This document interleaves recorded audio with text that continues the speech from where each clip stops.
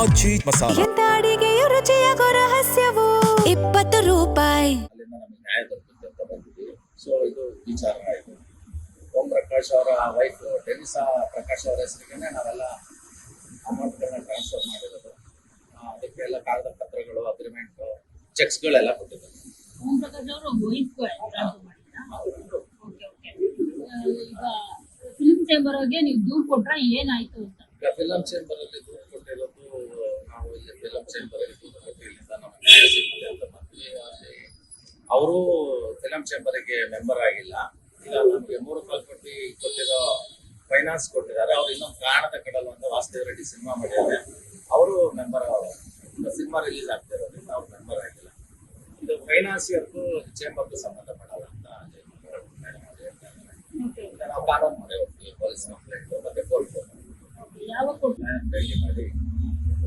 ಈಗ ನೀವು ಫೈನಾನ್ಸ್ ಮಾಡುವಾಗ ಯಾವುದೇ ಅಂದ್ರೆ ಅವ್ರ ಹತ್ರ ಏನು ಇಸ್ಕೊಳ್ದೆ, ಇವಾಗ ನೀವು ಫೈನಾನ್ಸ್ ಹೆಂಗ್ ಮಾಡ್ತೀರಾ ಅಂತ ಎಲ್ರಿಗೂ ಗೊತ್ತಿರೋದು. ಅವ್ರ ಮನೆಗಿನೇ ಹಣ ಇರ್ತಾರೆ, ಕೊಡ್ತೀರಾ. ನೀವು ಆ ತರದ್ದೇನು ಮಾಡಿಲ್ವಲ್ಲ? ನೀವು ಸಿನಿಮಾ ಅಗ್ರಿಮೆಂಟ್ ಬರ್ಕೊಟ್ಟಿದ್ದಾರೆ, ಮತ್ತೆ ಚೆಕ್ಗಳು ಕೊಟ್ಟಿದ್ದಾರೆ. ಚೆಕ್ಸ್ ಓಂ ಪ್ರಕಾಶ್ ಅವ್ರು ಕೊಟ್ಟಿದ್ದಾರೆ, ಅವರ ವೈಫ್ ಡೆನಿಸಾ ಪ್ರಕಾಶ್ ಅವ್ರು ಕೊಟ್ಟಿದ್ದಾರೆ, ಮತ್ತೆ ಅವ್ರ ಮಗ ಗಣೇಶನ್ ಕೊಟ್ಟಿದ್ದಾರೆ. ಚೆಕ್ ಮುಖಾಂತರ ಪೊಲೀಸ್ ಕಂಪ್ಲೇಂಟ್ ಕೊಟ್ಟು ಚೀಟಿಂಗ್ ಕೇಸ್ ಮಾಡಿ ಅಥವಾ ಚೆಕ್ಗಳು ಚೆಕ್ ಬೌನ್ಸ್ ಕೇಸ್ ಮಾಡಿ ಕೋರ್ಟ್ 2023 ತಾರೀಕಿಂದ ಬೀದಿಗೆ ಸಿನಿಮಾ ಅಂತ ಒಂದು ಸಿನಿಮಾ ಸ್ಟಾರ್ಟ್ ಆಗುತ್ತೆ. ಅದರಲ್ಲಿ ನಾನೊಂದು ಪೊಲೀಸ್ ಪಾತ್ರ ಮಾಡ್ತಾ ಇದ್ದೀನಿ. ಶೂಟಿಂಗ್ ಬಿಫೋರ್ 1 ತಿಂಗಳು ಮುಂಚೆ ನನ್ನ ಮನೆಗೆ ಬಂದರು, ನಿಮಗೆ ಒಂದು ಒಳ್ಳೆ ಪಾತ್ರ ಕೊಡ್ತೀನಿ, ನಿಮ್ಮಿಂದ ನಾನು ಒಂದು 10 ಲಕ್ಷ ರೂಪಾಯಿ ಸಹಾಯ ಬೇಕು ಅಂತ. ಸರಿ ಆಯಿತು ಅಂದ್ಬಿಟ್ಟು ನಾನು ನಟ ಆಗಿರೋದ್ರಿಂದ ನಾನು ಒಂದು 10 ಲಕ್ಷ ರೂಪಾಯಿ ಸಹಾಯ ಮಾಡಿದೆ. ಹೀಗೆ ಸಿನಿಮಾ ಅವರು ಇವ್ರ ಹತ್ರ ಬೇರೆಯವ್ರ ಹತ್ರ ಎಲ್ಲ ಫೈನಾನ್ಸ್ ತಗೊಂಡು ಸಿನಿಮಾ ಶುರು ಮಾಡ್ಕೊಂಡು ಹೀಗೆ ನಡ್ಕೊಂಡು ಹೋಗ್ತಾ ಇತ್ತು. ಇಲ್ಲಿವರೆಗೂ ನಾನು 40 ಲಕ್ಷ ರೂಪಾಯಿ ಅವ್ರಿಗೂ ದುಡ್ಡು ಕೊಟ್ಟಿದ್ದೀನಿ. ಅದು ಒಂದು 20 ಲಕ್ಷ ರೂಪಾಯಿ ಬಡ್ಡಿ ಬೆಳ್ಕೊಂಡಿದ್ದೆ, ಬೇರೆಯವ್ರ ಹತ್ರ ಸಾಲ ಮಾಡಿ ಇಟ್ಕೊಂಡಿರೋದು. ಜೊತೆಗೆ ನಮ್ಮ ಸ್ನೇಹಿತರು ವಾಸುದೇವ ರೆಡ್ಡಿ ಅವ್ರ ಹತ್ರ ಮಾತನಾಡಿ 3.25 ಕೋಟಿ ದುಡ್ಡು, ಅದಕ್ಕೆ ನಾನು ಅವ್ರಿಗೆ ಮಧ್ಯವರ್ತಿಯಾಗಿ ಅಂದರೆ ಸಾಕ್ಷಿಯಾಗಿ ಅವ್ರ ಹತ್ರ ದುಡ್ಡು ಇಸ್ಕೊಂಡಿದ್ದೀನಿ. ಇವಾಗ ಕೇಳಿದ್ರೆ ಸಿನಿಮಾ ಫಿನಿಶಿಂಗ್ ಅಂತ ಬಂದಿದೆ, ಸಿನಿಮಾ ರಿಲೀಸು ಮಾಡ್ತಾ ಇಲ್ಲ ಅಥವಾ ಸಿನಿಮಾನು ಮುಗಿಸ್ತಾ ಇಲ್ಲ. ಕೇಳಿದಾಗೆಲ್ಲ ಇಲ್ಲದ ಸಲ್ಲದ ಸಬ್ಬು ಹೇಳ್ಕೊಂಡು ಬರ್ತಾ ಇದ್ದಾರೆ. ಇವತ್ತು ನಾವು ಚೇಂಬರಿಗೆ ಬಂದಿದ್ದೀವಿ. ಸಿನಿಮಾ ಖರ್ಚು ಮಾಡಲ್ಲ, ಅವ್ರ ಸ್ವಂತ ಖರ್ಚು ಮಾಡಲ್ಲ. ಈಗ ಪೊಲೀಸ್ ಪತ್ರ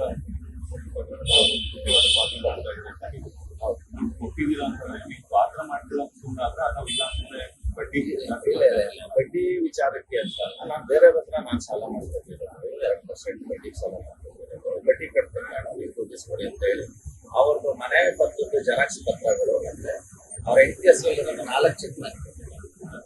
ಸರಿ 2023 ಬಡ್ಡಿ ಬಂದಿಲ್ಲ ಅಂತ ನೀವೇನು ಸುಮ್ಮನಿದ್ದೀರಾ ಅಂತ. ಈಗ ಅವ್ರದ್ದು ನಮ್ದು ಒಡನಾಟ ಈಗಲೂ ಚೆನ್ನಾಗಿದೆ, ಅವಾಗ್ಲೂ ಚೆನ್ನಾಗಿತ್ತಲ್ಲ. ಒಂದು ಒಳ್ಳೆ ಪಾತ್ರ, ನಮ್ಗೆ ಒಳ್ಳೆ ಸಿನಿಮಾ ಇಂಡಸ್ಟ್ರಿನಲ್ಲಿ ಹೆಸರಾಗುತ್ತೆ ಅಂತ ಹೇಳ್ತೀವಿ. ಇರೋ ದುಡ್ಡನ್ನು ಸಹ ಅವರು ವಾಸುದೇವ ರೆಡ್ಡಿ ಅವರು ಅವರ ಜವಾಬ್ದಾರಿ ಮೇಲೆ ಲೇಡೀಸ್ಗಳ ಹತ್ರ ಏನ್ ಹೇಳಿ ಅವ್ರು ಇಸ್ಕೊಂಡ್ರು? ಸಿನಿಮಾ ಮಾಡ್ಲಿಕ್ಕೆ ಇವರು ಕೊಟ್ಬಿಟ್ಟಿದ್ದಾರೆ ಕ್ಲೈಂಟ್ ಆಗಿ.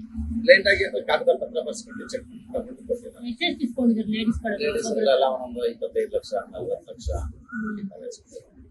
ಟೋಟಲ್ ಎಷ್ಟು ದಿನ ಆಯ್ತು ಸರ್ ನೀವು ಈಗ ಸಾಲ? 2023 ನಾನು ಕೊಟ್ಟಿದ್ದು, ನಾನು 40 ಲಕ್ಷ ಕೊಟ್ಟಿದ್ದೀನಿ, ಒಂದು 20 ಲಕ್ಷ ಬಡ್ಡಿ ಬೆಳ್ಕೊಂಡಿದ್ದೆ, ಒಂದು 60 ಲಕ್ಷ.